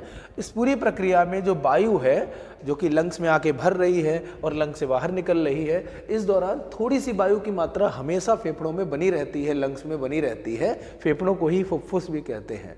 अगर पूरी वायु बाहर निकल जाएगी तो जब दोबारा से वायु भरने आएगी फेफड़ों में, तो हो सकता है फेफड़े की दीवारें एक दूसरे से चिपक चुकी हों। जैसे कि गुब्बारे में एक बार हम हवा भर दें और फिर वो हवा निकल जाए तो उसकी दीवारें एक दूसरे से चिपक जाती हैं, तो दोबारा जब हवा भरते हैं तो बहुत मुश्किल होती है और वो बलून डैमेज भी हो जाता है कई बार। तो इसलिए फेफड़े सुरक्षित रहें, इसलिए ये ज़रूरी है कि कुछ मात्रा वायु की फेफड़ों में बनी रहे। इसके साथ साथ क्योंकि जो गैसेस का आदान प्रदान होता है रक्त और वायु के बीच में, है ना, कूपिकाओं में क्या होता है, मैंने बताया ऊपर पतली पतली रक्त की केशिकाएं होती, ब्लड कैपिलरीज, उनमें जो रक्त बह रहा होता है वो कूपिका में भरी हुई हवा में से ऑक्सीजन ले लेता है और उसमें CO2 छोड़ देता है कूपिका के भीतर। तो ये जो आदान प्रदान हो रहा गैसेस का रक्त और वायु के बीच में, ठीक है, कूपिका की सतह पर, ठीक है, तो ये थोड़ा सा समय लगता है इसमें। तो इसलिए ज़रूरी है कि वायु फेफड़ों में बनी रहे ताकि ये जो आदान प्रदान है ये सतत चलता रहे। ओके, तो इस प्रकार से फेफड़े हमारे लिए बहुत ज़रूरी हैं। और ये सुरक्षित कैसे रहते हैं, इनके ऊपर ये आप देख रहे हो रिब्स, पसलियों का ये केज पिंजरा जैसा बना हुआ है दोनों तरफ से। यहाँ काट के दिखाया गया आपको अंदर की संरचना, इधर भी पूरा होता है। तो ये जो पसलियों का जो है ढांचा है, इसके भीतर जो फेफड़े हैं वो सुरक्षित रहते हैं। ओके, तो चलिए आगे बढ़ते हैं। आगे कहा गया है जो भी हमने आपको बताया, मानव श्वसन क्रिया में इनहेलेशन एक्सहेलेशन, अंतः श्वसन वायु को भीतर खींचना और उच्छ्वसन वायु को बाहर छोड़ना। तो जब हम अंतः श्वसन करते हैं तो बच्छिय गुहा यानी कि चेस्ट कैविटी फैलती है, ठीक है, ये चेस्ट फूल जाती है और पसलियों से संलग्न पेशियां सिकुड़ती हैं, वक्ष ऊपर और बाहर की ओर गति करता है। ठीक है, गुहा में वायु का दाब कम हो जाता है और वायु फेफड़ों में भर जाती है। तो जब हम सांस लेते हैं भीतर तो वायु फेफड़ों में भर जाती है। फेफड़ों में बेसिकली जब जाती है तो कहाँ, ब्रांच विंड पाइप से होते हुए, ठीक है, श्वसनिका से होते हुए, और फाइनली सभी शाखाओं में पहुंचते कूपिकाओं में भर जाती है जाके। ठीक है, कूपिकाओं में क्या होता है, जो एल्व्यूलाई है जिन्हें कूपिका कहते हैं, वहाँ क्या होता है, एक्सचेंज ऑफ गैसेस। जो ब्लड बह रहा होगा उनके ऊपर धमनियों में वो जरूरी गैसों को सोख लेगा कोशिकाओं के पास ले जाने के लिए, और कोशिकाओं से जो बेस्ट गैसेस लाया है CO2 वगैरह उनको छोड़ देगा कूपिका के भीतर, और जब हम सांस छोड़ेंगे तो वो बाहर निकल जाएंगी। ठीक है, और यहाँ आप देख सकते हैं जब हम सांस बाहर छोड़ते हैं तो बच्छी गुहा सिकुड़ जाती है, अंदर चली जाती है और वायु बाहर निकलती है। ठीक है, और बाहर जो वायु निकलती है उसमें CO2 ज़्यादा होती है। ठीक है, अंतः श्वसन सांस द्वारा वायुमंडल से गैसों को अंदर ले जाना, उच्छ्वसन फेफड़ों से वायु या गैसों को बाहर निकालना। ठीक है, अब जैसे हम लोग ज़मीन पर रहते हैं तो ज़मीन पर क्या है, हमारे आसपास वायु है, और वायु में आप जानते हैं 78% नाइट्रोजन, 21% ऑक्सीजन। ठीक है, बाकी अन्य गैसें। तो 21% oxygen is a big amount, काफ़ी है ऑक्सीजन सांस लेने के लिए। ठीक है, तो जो स्थलीय जीव होते हैं, टेरेस्ट्रियल ऑर्गेनिजम्स, श्वसन के लिए वायुमंडल से ऑक्सीजन का उपयोग करते हैं। जो जीव जल में रहते हैं, जल में ऑक्सीजन कहाँ से मिलेगी, या तो वो बाहर आए, पर अंदर ही रहना है उनको। ठीक है, तो जल में घुली हुई जो ऑक्सीजन है उससे वो सांस लेते हैं। अब जल में जो घुली हुई ऑक्सीजन है उसकी मात्रा थोड़ी कम है, इसलिए जो जलीय जीव होते हैं उनको बार बार जल्दी सांस लेना पड़ता है, ताकि जो जल में ऑक्सीजन घुली हुई है उसमें से ठीक ठाक मात्रा वो यूज करते रहें और ऑक्सीजन उनको मिलती रहे, और वो ऑक्सीजन उनके लिए भी उतनी ही काम की जैसे आपके लिए है। ऑक्सीजन और ग्लूकोज मिलकर एनर्जी मिलती है, और वो एनर्जी से ही तो बॉडी काम कर पाएगी ना। ठीक है, अगला टॉपिक है मानव संवहन तंत्र, यानी कि जो ह्यूमंस में है वो किस ट्रांसपोर्टेशन सिस्टम किस तरीके से कार्य करता है। तो हमारी बॉडी में जो ट्रांसपोर्टेशन सिस्टम है, संवहन तंत्र है, उसमें खास तौर पे जो घटक हैं वो हैं हृदय यानी कि हार्ट, रक्त नलिकाएं यानी कि आर्टरीज और वेन्स, और वहन माध्यम यानी कि कौन ट्रांसपोर्टेशन कराएगा, वो माध्यम क्या होगा, तो रक्त या फिर तो लसिका, मुख्य रूप से रक्त रहता है। ठीक है, तो रक्त में अगर आप देखें तो रक्त में दो घटक होते हैं, एक तो द्रव वाला जो पोर्शन है उसको हम प्लाज्मा कहते हैं। ठीक है, जो प्लाज्मा है इसमें 90% जल और बाकी प्रोटीन वगैरह अन्य चीज़ें होती हैं। जो कड़ी अवयव है, जो कोशिकाएं होती हैं, जिनको हम आरबीसी, डब्ल्यूबीसी और प्लेटलेट्स कहते हैं, तो इनका अलग अलग अपना कार्य होता है। ठीक है, आरबीसी जो है वो ऑक्सीजन का ट्रांसपोर्टेशन मुख्य तौर पर करती हैं, उसमें हीमोग्लोबिन होता है वो। ठीक है, जो कार्बन डाइऑक्साइड है वो आरबीसी के द्वारा भी ट्रांसपोर्ट होता है, पर मुख्य तौर पर प्लाज्मा के द्वारा डिसॉल्व फॉर्म में ट्रांसफर होती है कार्बन डाइऑक्साइड एक जगह से दूसरी जगह बॉडी में। दूसरे नंबर पे जो श्वेत रक्त कणिकाएं आई हैं, डब्ल्यूबीसी जिनको हम कहते हैं, ये बॉडी को किसी भी इन्फेक्शन से लड़ने में अपना रोल प्ले करती हैं। ठीक है, रोगाणुओं से लड़ने में रोल प्ले करती हैं। और आखिरी में रक्त प्लेटलेट्स हैं, ये रक्त का थक्का बनाने में सहायक होती हैं। ठीक है, तो ये ब्लड सेल्स हैं, आरबीसी, डब्ल्यूबीसी, प्लेटलेट्स और ये प्लाज्मा। तो ये दोनों चीज़ें मिलाकर, ब्लड सेल्स और प्लाज्मा मिलाकर, ठीक है, क्या है, ब्लड बनता है, यानी कि रक्त बनता है। ठीक है, रक्त जो है यही फ्लो कर करके चीज़ों को एक जगह से दूसरी जगह ले जाता है। तो रक्त का इंपॉर्टेंट काम है। रक्त बहता कैसे है? जिन पतली पतली ट्यूब्स के भीतर बहता है उनको हम ब्लड वेसल्स कहते हैं, जो कि धमनी या सिरा है। तो बेसिकली रक्त नलिकाएं हैं। रक्त जिन पतली पतली नलिकाओं के भीतर बहता है उनके प्रकार क्या है? धमनी और सिरा। ठीक है, और कैसे बह पाता है रक्त, इसमें इंपॉर्टेंट रोल है हृदय का। अभी हम लोग देखेंगे कि कैसे हृदय रक्त को एक जगह से दूसरी जगह भेजता है, और रक्त जब एक जगह से दूसरी जगह जाता है तो अपने साथ जरूरी चीज़ों को ट्रांसपोर्ट करता है, या जो वेस्ट मटेरियल है बॉडी के बाहर निकलना है, खराब चीज़ें हैं, उनको भी रक्त ही लेके जाता है। ठीक है, अब यहाँ पर आप देखिए रक्त वाहिकाएं, तो इम्पॉर्टेंट चीज़ है। रक्त जिनमें बहता है वो जो पतली पतली ट्यूब्स या पाइपलाइंस टाइप होती हैं, वो कौन से हैं? तो एक है धमनी, एक प्रकार है धमनी, और दूसरा प्रकार है सिरा, आर्टरी और वेन। तो जो धमनी होती है, आर्टरी होती है, इसमें जब ब्लड बहता है वो थोड़ा तेजी से बहा करता है, और हार्ट से जब ब्लड, हृदय से जब ब्लड जाता है, रक्त जाता है किसी भी ऑर्गन की तरफ, तो धमनी ही लेकर जाती है। तो क्योंकि धमनी में ब्लड तेजी से बहता है तो धमनी रप्चर ना हो जाए, डैमेज ना हो जाए, इसलिए जो धमनी की जो वॉल्स होती है, दीवार होती है, वो मोटी होती हैं और इनमें ब्लड तेजी से बहता है, तो इनमें रक्त का दाब अधिक होता है। ठीक है, और ये यहाँ पर बताया गया है कि इनमें ऑक्सीकृत जो रुधिर है, रक्त है, वो हृदय के द्वारा ट्रांसपोर्ट किया जाता है बॉडी के डिफरेंट पार्ट्स तक। ठीक है, धमनी की भित्ति जो बॉल है वो मोटी होती है और लचीली होती है, इनमें बाल्ब नहीं होते, और ये बॉडी के भीतर थोड़ी गहराई में हुआ करती हैं। ठीक है, जैसे आपको ऊपर ऊपर जो पतली पतली सी ट्यूब्स दिख रही होती है जिनमें ब्लड बह रहा होता है, वो बेसिकली सिराएं होती हैं। तो सिराएं यानी कि वेन्स, सिराएं विभिन्न अंगों से जो है डीऑक्सीजनेटेड ब्लड यानी कि अनऑक्सीकृत ब्लड, रुधिर को लेकर आती हैं हृदय के पास। ठीक है, और इनमें जो रक्त है, इनमें जो रक्त है वो धीरे धीरे बह कर आता है, और कहीं बैक फ्लो ना हो जाए इसलिए इनमें वाल्व होते हैं, ताकि जो रक्त है वो बैक फ्लो ना हो जाए, वापस ना चला जाए, एक ही दिशा में आए। ठीक है, और इनकी जो भित्ति है, जो बॉल है, वो उतनी ज़्यादा मोटी होने की ज़रूरत नहीं रहती है, क्योंकि इनमें ब्लड धीरे धीरे बहता है, इनमें ब्लड का दाब जो है, रक्त का जो दाब है वो कम होता है। ठीक है, और ये सतह के करीब हुआ करती है। ठीक, चलिए आगे बढ़ते हैं। बच्चों, जैसा कि आपको पीछे बताया कि जो धमनी होती है, आर्टरी, उसकी जो दीवार है, जो भित्ति है, वो मोटी होती है, क्योंकि इसमें जो रक्त बहता है वो काफ़ी तेज़ी से बहता है, और ऐसे में ये डैमेज ना हो जाए, इसलिए इनकी जो बॉल है, जो भित्ति है, वो मोटी होती है। वहीं जो सिरा हैं, जिन्हें हम वेन्स कहते हैं, उनमें जो रक्त है वो धीरे धीरे बहता है और वापस हृदय की तरफ आता है, और धीमे धीमे बहने के कारण इसमें जो भित्ति है, जो दीवार है वेन्स की, सिराओं की, उसके डैमेज होने का चांस कम रहता है, इसलिए ये पतली होती हैं। लेकिन यहाँ एक प्रॉब्लम है कि जो रक्त है शरीर के विभिन्न हिस्सों से वापस हृदय की तरफ जब आता है तो वो कहीं बैक फ्लो ना कर जाए, वापस ना चला जाए, इसलिए इनमें वाल्व्स होते हैं ताकि रक्त एक ही दिशा में बहता रहे। यहाँ पर आप पीछे डायग्राम में देख रहे होंगे कि जो आर्टरी है, जो धमनी है,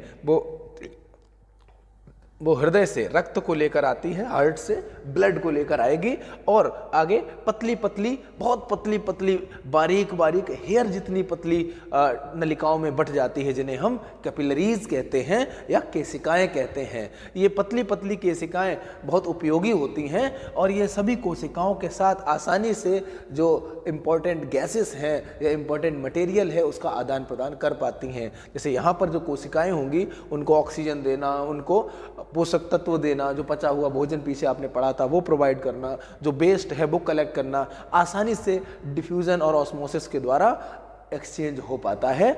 और फिर जब जरूरी चीज़ें कोशिकाओं को दे दी जाती हैं और कोशिकाओं से जो वापस लेना है वेस्ट मटेरियल वगैरह, जो भी अपशिष्ट पदार्थ वगैरह या गैसेस जो भी हैं जिनको बाहर निकालना है, तो उनको वापस एक्सट्रैक्ट करके ब्लड अब क्या करता है, ये यहाँ पर ब्लू कलर आप देख रहे हो, तो इधर ऑक्सीकृत वाला रक्त है जिसमें ऑक्सीजन है, और ये वो वाला रक्त है जिसमें कार्बन डाइऑक्साइड है, तो अपशिष्ट पदार्थ है। तो वो वाला ब्लड जो अपशिष्ट पदार्थ कलेक्ट करके लाया है कोशिकाओं से, वो वापस से फिर आप देख रहे हो ये पतली पतली जो नलिकाएं हैं वो इकट्ठी होकर फिर सिरा बन गई है।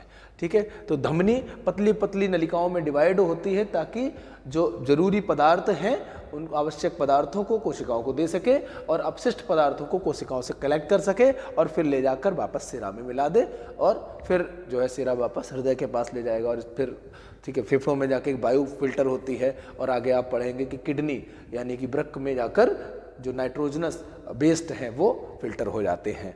तो इस प्रकार ये यहाँ पर कैपिलरीज जो है काफ़ी इंपॉर्टेंट है। अच्छा, यहाँ पर एक और बात आप समझ लीजिए, क्योंकि धमनी में जो रक्त है वो बहुत तेजी से बह रहा होता है, काफ़ी तेज गति से बहने के कारण धमनी की जो वॉल्स हैं, भित्ति है, उस पर काफ़ी दाब लगता है। जैसे आपने देखा होगा गांव में जब पानी लगाते हैं खेत में, तो जो पतला पाइप होता है जिसमें पानी बह रहा होता है, ठीक है, उसमें जब पानी काफ़ी तेज़ी से जाता है तो पूरा फूल जाता है, धीरे धीरे जाता है तो पूरा नहीं फूलता है। तो यहाँ क्योंकि तेज़ी से ब्लड बह रहा होता है तो दीवारों पर काफ़ी दाब लगता है, इसलिए धमनी की दीवार पर धमनी की जो वॉल्स हैं उन पर ज़्यादा दाब लगा करता है, और ये रक्त के प्रवाह के कारण रक्त की नलिकाओं पर जो दाब लगता है उसे हम ब्लड प्रेशर कहते हैं। तो ये ब्लड प्रेशर धमनी में ज़्यादा होता है और सिराओं में कम होता है। ठीक है बच्चों, क्योंकि सिराओं में ब्लड धीरे धीरे बह रहा होता है, तो यहाँ पर ब्लड सिरा की जो भित्ति है, सिरा की जो दीवार है, वेन्स की जो वॉल्स हैं उन पर कम दाब लगा पाते हैं और ब्लड प्रेशर कम होता है। ओके, अब यहाँ पर आप देख रहे होंगे हार्ट का एक सिंपल डायग्राम। हमारा जो हार्ट है उसको प्रॉपर्ली अगर हम देखें तो उसका ये डायग्राम है, 2 चैम्बर ऊपर 2 चैम्बर नीचे। ठीक है, ऊपर के चैम्बर को हम एट्रियम कहते हैं, ठीक है, राइट एट्रियम लेफ्ट एट्रियम। नीचे के चैम्बर को हम वेंट्रिकल कहते हैं, राइट वेंट्रिकल लेफ्ट वेंट्रिकल। ठीक है, हिंदी में आलिंद और नीचे निलय। ठीक है, ये लिखा हुआ है आलिंद और निलय। ठीक है, इधर राइट साइड होती है दायां साइड, उधर लेफ्ट साइड होती है बायां साइड। ठीक है, अब ये थोड़ा सा अभी हम इसको समझें उससे पहले थोड़ा सा सिंपल रूप में समझ लेते हैं। ये हमारे हार्ट के जो 4 हिस्से हो गए, राइट लेफ्ट, ऊपर आलिंद नीचे निलय।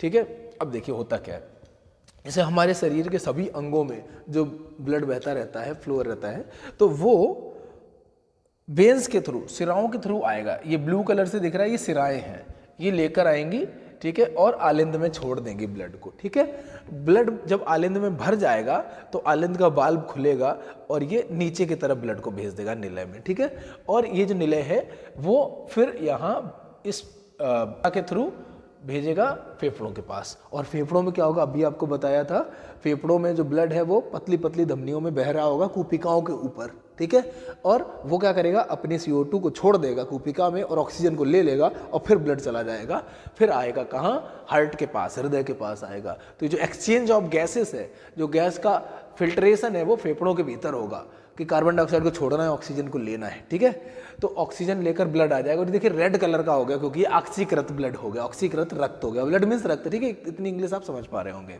यहाँ भर गया आके। ठीक है, बायां आलिंद में। ठीक है, आलिंद में जब ब्लड भर जाएगा और तब ये नीचे वाल्व खुलेगा और नीचे पहुंच जाएगा, और यहाँ से फिर बॉडी की सबसे बड़ी आर्टरी, सबसे बड़ी धमनी के द्वारा ये ब्लड जो है वापस सभी ऑर्गन्स तक पहुंचा दिया जाएगा और सब जगह ऑक्सीजन को बांट देगा, और फिर वापस से सिरा के थ्रू होते हुए यहाँ आएगा, फिर यहाँ से फेफड़ों के पास जाएगा, फिर फिल्टर होगा, CO2 छोड़ेगा, ऑक्सीजन लेगा, फिर आएगा, फिर नीचे आएगा, फिर बॉडी के पार्ट्स तक पहुँचेगा। तो इस तरीके से ये चक्कर चलता रहेगा। 2 जो है साइकिल होती हैं, एक ये साइकिल है और एक ये साइकिल है। चलिए अब आगे बढ़ते हैं। अब यहाँ क्या समझाया गया है, मानव हृदय एक पंप की तरह होता है जो सारे शरीर में रुधिर का परिसंचरण करता है। ये एक पंप की तरह है जो ब्लड का सर्कुलेशन पूरी बॉडी में करता है। आलिंद की अपेक्षा निलय की पेशी वृत्त मोटी होती है। ये ऊपर आलिंद है, नीचे निलय है। नीचे जो हिस्सा है वो वहाँ पर जो बॉल्स हैं वो थोड़ी सी मोटी होंगी। उसकी वजह ये है कि जब ब्लड ऊपर से नीचे आएगा तो काफ़ी प्रेशर के साथ यहाँ पर भरा रहेगा और ज़्यादा प्रेशर झेल नहीं पाएगा तो हृदय जो है डैमेज हो जाएगा। तो इसलिए नीचे की बॉल्स थोड़ी मोटी होती हैं और इस साइड की बॉल्स थोड़ी और मोटी होती हैं, क्योंकि यहाँ से जो ब्लड है वो पंप करके सारी बॉडी तक भेजना होता है। इसको तो सिर्फ लंग्स तक भेजना है, फेफड़ों तक भेजना है, वहाँ से वापस यहाँ आएगा, ठीक है, और फिर ये सभी बॉडी तक भेजेगा, ठीक है। अब हम यहाँ से वापस से आपको फिर से बता देते हैं कि ये जो पाइप यहाँ पर दिख रही है आपको, ये वाली, यहाँ से ब्लड आया ये और ऊपर से भी ब्लड आया ये, ठीक है। तो ये हमारी जो शरीर के निचले हिस्से से आई है सिरा और शरीर के ऊपरी हिस्से से आई सिरा, ठीक है। पीछे डायग्राम में आपको एक ही दिखाई गई थी कि सिरा ब्लड लेके आ रही है, पर बेसिकली दो होती हैं, ये सुपीरियर वेना केवा, ये इन्फीरियर वेना केवा, ठीक है। दोनों ब्लड लेकर आएंगे, एक नीचे हिस्से से एक ऊपर के हिस्से से, यहाँ कलेक्ट कर देंगे। कैसा ब्लड होगा? डीऑक्सीजनेटेड, अनऑक्सीकृत रक्त होगा। यहाँ इकट्ठा हो जाएगा राइट एट्रियम में, ठीक है, दायां आलिंद में, और यहाँ से फिर जैसे यहाँ पर ज़्यादा हो जाएगा ब्लड तो ये वाल्व खुलेगा और नीचे इकट्ठा हो जाएगा, ठीक है। अब यहाँ पर ब्लड जब काफ़ी ज़्यादा हो जाएगा तो यह पंप करेगा और इस धमनी के थ्रू ब्लड जो है, जो फुफ्फुस धमनी लिखी हुई है, ये फुफ्फुस धमनी इसलिए लिखी क्योंकि वो फुफ्फुस के पास, फेफड़ों के पास लेके जाएगी। वहाँ जाके CO2 निकाल देंगे, ब्लड से CO2 निकल जाएगी और O2 आ जाएगी ब्लड में, ठीक है। और ये एक्सचेंज कहाँ पर होगा? फेफड़े के भीतर कुपिकाओं में होगा, ठीक है। और ऑक्सीजन लेकर जब ब्लड आएगा तो सिरा के थ्रू ये यहाँ पर आ गया, ठीक है। अब यहाँ पर ब्लड कैसा? ऑक्सीकृत ब्लड हो गया। जब काफ़ी ब्लड हो जाएगा तब ये वाल्व खुलेगा और नीचे पहुँच जाएगा ब्लड, ठीक है। और फिर यहाँ से जब पंप होगा ब्लड तो फिर महाधमनी के द्वारा, ये देखिए महाधमनी लेके जाएगी कहाँ? बॉडी के सभी पार्ट्स में पहुँचा देगी, ठीक है। तो इस प्रकार से सर्कुलेशन पूरा ब्लड का होता है। अब जैसा कि आपको बताया पीछे मैंने, धमनी और शिराओं में क्या अंतर होता है, वो ये सारी प्रोसेस के अकॉर्डिंग ही मैंने बताया कि जो धमनियाँ होती हैं वो ब्लड को जब लेके जाती है तो धमनियों में ब्लड का जो फ्लो है तेज़ी से होता है, इसीलिए धमनियों की जो वॉल है, जो भित्ति है, वो मोटी होती है और उनमें ब्लड का प्रेशर भी ज़्यादा होता है। जबकि सिराओं में ब्लड धीरे धीरे बहता है और सिराएं बॉडी के डिफरेंट हिस्सों से ब्लड को लेकर आती हैं हार्ट की तरफ, ठीक है, और ब्लड धीरे धीरे उनमें आता है और बैक फ्लो ना हो जाए इसलिए उनमें वाल्व होते हैं ताकि ब्लड एक ही दिशा में बहता रहे, वापस ना चला जाए, ठीक है। एक और जो है वाहिका के तौर पर अगर देखा जाए तो रक्त के अलावा लसिका भी होता है। ये एक तरल ऊतक है जो रुधिर प्लाज्मा की तरह ही है, लेकिन इसमें अल्प मात्रा में प्रोटीन होती है। लसिका वहन में सहायता करता है, ठीक है। और जो फैट का, वसा का जो जब पाचन हो जाता है तो डाइजेस्टेड फैट लसिका के द्वारा ही ट्रांसपोर्ट होते हैं, ओके। ये लसिका बनता कैसे, अगर हम इस पर थोड़ा सा बात करें तो जब ब्लड जो है पतली पतली धमनियों से होकर बह रहा होता है तो कुछ हिस्सा उसके प्लाज्मा का छन जाता है और वो कलरलेस होता है और उसमें थोड़ी सी लेस प्रोटीन होती है, कम प्रोटीन होती है ब्लड की तुलना में। तो वो जो छना हुआ हिस्सा जो है ब्लड का, वो टिश्यूज़ के बीच में कलेक्ट हो जाता है, ठीक है, और वो भी ट्रांसपोर्टेशन का काम करता है। तो उसी को हम लिम्फ कहते हैं या लसिका कहते हैं। जैसा कि आपने देखा, मनुष्यों में हृदय है और रक्त की सहायता से इम्पॉर्टेंट चीज़ों का ट्रांसपोर्टेशन, संवहन होता है, ठीक है, रक्त नलिकाओं के थ्रू, ठीक है। अब पादप अगर हम जगत में देखें, प्लांट्स में देखें तो वहाँ पर दो इम्पॉर्टेंट टिश्यूज हैं, जाइलम और फ्लोएम। जाइलम और फ्लोएम ये ट्रांसपोर्टेशन, संवहन या परिवहन का काम इनके थ्रू होता है। जो जाइलम है इसके थ्रू वाटर और मिनरल्स, जल और खनिज लवणों का ट्रांसपोर्टेशन होता है। जमीन से जड़ें पानी को और खनिज लवणों को पानी में मिलाकर अवशोषित करके पौधों के डिफरेंट हिस्सों तक पहुंचाती हैं, नीचे से ऊपर की तरफ, ताकि ऊपर पत्तियों में भोजन बन सके। पानी के बिना तो भोजन बनेगा नहीं, तो जड़ें जमीन से पानी को जब अवशोषित करके ऊपर भेजती हैं तो उन्हीं में खनिज और लवण भी मिलाकर अवशोषित करके साथ में ही भेज देती हैं ऊपर। तो ये जो संवहन है ये जाइलम के द्वारा होता है, ठीक है। जबकि जो फ्लोएम होता है वो जो भोजन पत्तियों में बना है वो पौधे के सभी हिस्सों तक पहुंचाने का कार्य करता है। पत्तियों में भोजन बन गया, बट अब जड़ों में तो नहीं बना ना, तने में तो नहीं बना ना, तो सभी जगहों तक पहुंच पाए। पौधे के विभिन्न हिस्सों में भोजन को स्थानांतरित करने का जो काम है वो फ्लोएम करता है और वो फूड को सभी हिस्सों तक पहुंचाता है, ठीक है। यही यहाँ पर लिखा हुआ है और इसको आप एक बार स्लाइड को पढ़ लेंगे तो ये सारी प्रोसेस आपको पता चल जाएगी। इसमें बहुत ज़्यादा और आपको नई बातें नहीं हैं, बट इसको आप एक बार ध्यान से पढ़ लेंगे, ठीक है। आगे कहा गया है मानव में उत्सर्जन, यानी कि हमारी बॉडी में जो नाइट्रोजनस वेस्ट है, जो वेस्ट मटेरियल हमारी बॉडी में जनरेट होते हैं, खासतौर पे नाइट्रोजनस वेस्ट, उनको हम कैसे बॉडी से बाहर निकालेंगे। जो गैसियस वेस्ट हैं वो तो फेफड़ों से निकल जाएंगे, जो गैसीय वेस्ट मटेरियल हैं उनको तो हम फेफड़ों से फिल्टर करके निकाल देंगे, सब वायु बाहर निकालेंगे तब। पर जो नाइट्रोजनस वेस्ट है उनको कैसे हटाएंगे?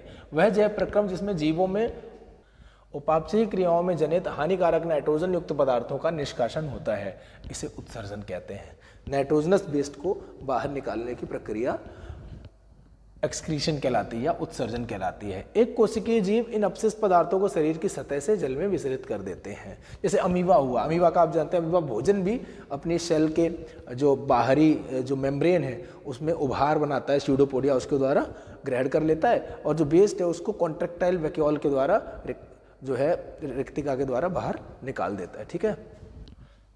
मानव उत्सर्जन तंत्र में उपस्थित अंग निम्न प्रकार के होते हैं। मनुष्य में अगर आप देखें तो इस तरह से किडनी रहती है, वन पेयर ऑफ किडनी, ये राइट किडनी है, ये लेफ्ट किडनी है, दायां वृक्क बायां वृक्क। ठीक है। किडनी को हिंदी में वृक्क कहते हैं। अब ये दोनों किडनी से अगर हम देखें तो एक पतली सी ट्यूब निकली हुई है। ठीक है। इसको हम यूरेटर कहते हैं। ठीक है। इसको मूत्र वाहिनी, इसमें से मूत्र का फ्लो होता है, ठीक है, या यूरेटर कहते हैं, और जो कि यहाँ मूत्रा से यूरिनरी ब्लैडर में कलेक्ट हो जाता है और फिर यहाँ से यूरेथ्रा के थ्रू डिस्चार्ज हो जाता है। ठीक है। अब क्या कहा गया? एक जोड़ा वृक्क होता है, यहाँ देख रहे हैं 2 किडनी, एक जोड़ा मूत्र वाहिनी यूरेटर, ठीक है, एक मूत्रा से यूरिनरी ब्लैडर और एक मूत्र मार्ग यूरेथ्रा। ठीक है। अब ये जो किडनी का जो सिस्टम है, एक्सक्रीटरी सिस्टम, ये कैसे कार्य करता है, यानी कि यूरिन इसके भीतर कैसे बनती है, वो जानना जरूरी है। ठीक है। और मैं आपको बता दूं, अगर किसी व्यक्ति की एक किडनी खराब है तो एक किडनी से वो ठीक से कार्य करता रहेगा, पर जिस व्यक्ति की दोनों किडनी खराब है उसको प्रॉब्लम होगी, उसकी बॉडी से नाइट्रोजनस वेस्ट नहीं निकल पाएंगे, तो उसको डायलिसिस के लिए जाना पड़ता है, आर्टिफिशियल किडनी की आवश्यकता पड़ती है, वो भी हम आगे पढ़ेंगे। पर किडनी के भीतर क्या ऐसा होता है कि यूरिन बनती है, कैसे यूरिन बनती है, वो हम लोग देखते हैं। अगला टॉपिक है वृक्क में मूत्र निर्माण प्रक्रिया, यानी कि हमारी किडनी के भीतर किस प्रकार से यूरिन बनती है। मूत्र निर्माण यानी कि यूरिन फॉर्मेशन। जैसा कि आप जानते हैं कि हम सभी की बॉडी में 2 किडनी होती हैं, यानी कि 2 वृक्क होते हैं, और प्रत्येक वृक्क के भीतर बहुत सारे वृक्काणु होते हैं। वृक्काणु ये छोटी छोटी सी यूनिट्स होती हैं जो कि दोनों किडनी के भीतर मौजूद होती हैं, और इनमें ही यूरिन फॉर्मेशन होता है, मूत्र का निर्माण होता है। जो एक नेफ्रॉन है, एक वृक्काणु है, आपके सामने यहाँ पर बना हुआ है। तो किडनी के भीतर जो मेन फंक्शन है, जो यूरिन फॉर्मेशन है, मूत्र निर्माण की प्रक्रिया है, वो इन्हीं वृक्काणुओं में हुआ करती है। तो कहा गया है वृक्क की संरचनात्मक व क्रियात्मक इकाई वृक्काणु है, यानी कि जो किडनी है वो इन्हीं छोटे छोटे वृक्काणुओं से मिलकर बनी होती है, और किडनी के भीतर जो मुख्य काम है नाइट्रोजन युक्त जो अपशिष्ट पदार्थ है उनको बाहर निकालने का, वो ये वृक्काणु ही करते हैं। ठीक है। इस वृक्काणु में अलग अलग हिस्से होते हैं, अलग अलग पार्ट्स होते हैं, जो कि यहाँ लिखे हुए, इनको हम लोग एक एक करके देखेंगे। ठीक है। तो सबसे पहले कहा गया है कि मुख्य भाग क्या है? पहला केशिका गुच्छ, जिसे ग्लोमेरुलस भी कहते हैं। यहाँ पर ये आपको ये जो जाल जैसा दिख रहा है, पतली पतली रक्त की जो वाहिकाएं हैं उनका, तो इनको जो है हम केशिका गुच्छ कहते हैं। आगे कहा गया बोमन संपुट, ये जो आपको कप जैसी संरचना दिख रही है इसको बोमन संपुट कहते हैं। और नलिकाकार भाग, यहाँ से जो एक नली निकली हुई है ये नीली वाली, इसको हम नलिकाकार भाग कहते हैं। और संग्राहक वाहिनी, ये ट्यूब जिसमें कि यूरिन यानी मूत्र कलेक्ट होता है आके, इसे संग्राहक वाहिनी कहते हैं। अब चलिए हम लोग एक एक करके देखते हैं कि कैसे प्रोसेस यहाँ पर कंप्लीट होती है यूरिन फॉर्मेशन की। देखिए यहाँ पर वृक्क धमनी की शाखा एक आएगी, यानी कि किडनी में एक जो है dirty blood containing blood vessel आएगी, ऐसी रक्त वाहिका आएगी जिसमें नाइट्रोजन युक्त अपशिष्ट पदार्थ मिले हुए हैं, यानी डर्टी ब्लड है। तो एक शाखा यहाँ पर आई जो कि पतली पतली केशिकाओं में बट गई, तो यहाँ पर केशिकाओं का ये गुच्छा सा बन गया, इसीलिए इसको केशिका गुच्छ कहते हैं। ठीक है। और जो केशिकाएं हैं उनकी जो बाउंड्री होती है, जो बॉल होती है, वो काफ़ी पतली होती है, और जो उसमें रक्त बह रहा है उसमें से जो अपशिष्ट पदार्थ है और कुछ वाटर है, कुछ अमीनो एसिड है, ग्लूकोज है, ये छन जाता है और छन कर नीचे चला जाता है यहाँ बोमन संपुट में। इस प्रक्रिया को फिल्ट्रेशन, अल्ट्रा फिल्ट्रेशन कहते हैं, या केशिका गुच्छ निस्यंदन कहते हैं। तो यहाँ पर निस्यंदन हो रहा है, फिल्ट्रेशन हो रहा है, तो जो वेस्ट है वो यहाँ पर छन जाएगा। मैं तीर से दिखा रहा हूँ आपको किधर वेस्ट जाएगा। तो ये वेस्ट कहाँ चला जाएगा? इस ब्लू वाले कप जैसी संरचना में नीचे चला जाएगा, जो कि फाइनली यहाँ पर इस तरीके से इस नलिकाकार भाग में चला जाएगा। ठीक है। इसको ट्यूब्यूल कहते हैं। यहाँ पर ये जा रहा है, ठीक है। तो वेस्ट जो आपका छन गया है वो नीचे जा रहा है, ठीक है। अब क्या होता है कि ये जो आपका जो नाइट्रोजन युक्त अपशिष्ट पदार्थ छन गए हैं, इनके साथ कुछ मात्रा ग्लूकोज की, अमीनो अम्ल की, वाटर की, ये भी छन जाती है, जो कि हमारी बॉडी के काम में आ सकते थे। तो यहाँ पर जो केशिकाएं हैं वो एकत्रित होकर एक सिरा बनाती हैं, और वो सिरा डायरेक्ट बाहर नहीं जाती। ये छना हुआ जो ब्लड है उसको लेकर डायरेक्ट बाहर नहीं जाती है, ये पतली पतली ब्रांचेस में डिवाइड होकर इस नलिकाकार भाग से लिपट जाती है, और परसरण के द्वारा, ऑस्मोसिस के द्वारा जो इम्पोर्टेंट चीज़ें यहाँ से रीअब्जॉर्ब कर सकती है, पुनः अपशोषित कर सकती है इस नलिकाकार भाग से, उनको ले लेती है, जैसे कि जल, अमीनो अम्ल, ग्लूकोज वगैरह, और उनको अवशोषित करने के बाद तब वापस यहाँ से बाहर निकलती है, ठीक है। तो ये वृक्क धमनी की शाखा है जो कि यहाँ पर रक्त को लेकर आई। कैसा रक्त था? जिसमें अपशिष्ट पदार्थ मिले हुए थे,